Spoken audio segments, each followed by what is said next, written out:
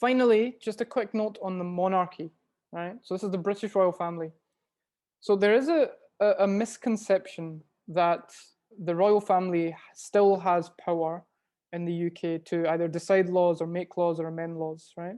The royal family is largely a ceremonial institution, and it's more for show than for any practical purpose.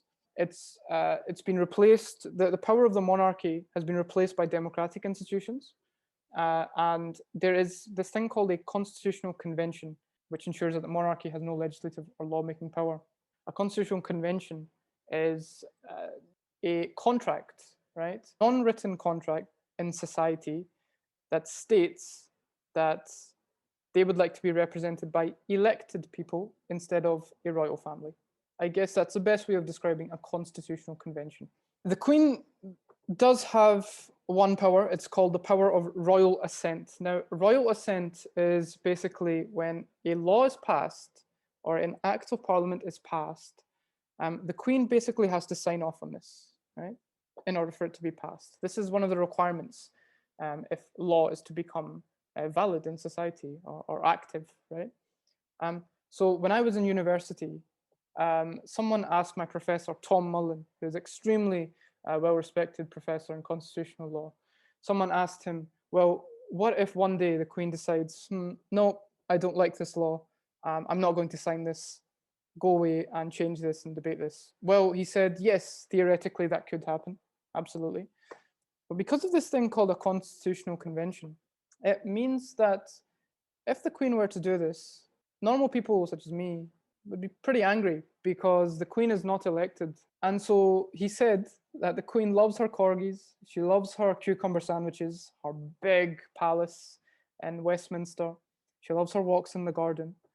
So to ruin that by not signing off on a law, which would in turn anger society, and society would then say, we want this monarchy abolished, who are they to block our laws? I think she would rather not want that. So she has a good life, the royal family has a great life, and they would rather just sign off on whatever Parliament says. Whatever Parliament says is good for the people. Now, there was a scandal a few years ago with a man named Prince Charles. He's the wife of the Queen Elizabeth, a member of the royal family. And Prince Charles was identified as sending letters, private memos, as they say, to some British politicians, giving his opinion on some issues, some legal issues. So a lot of these topics included genetic engineering or some social welfare policies.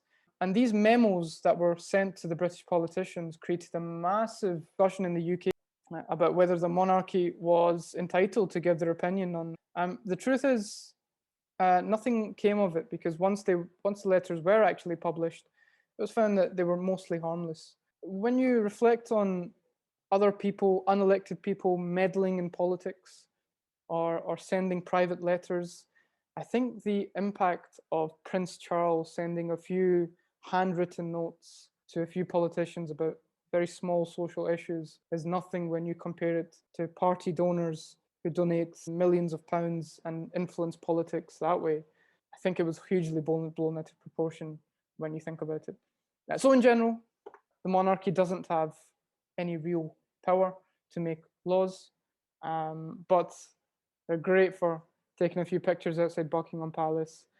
They're great for this sort of stuff, for tourism. And so most likely this is why it still remains.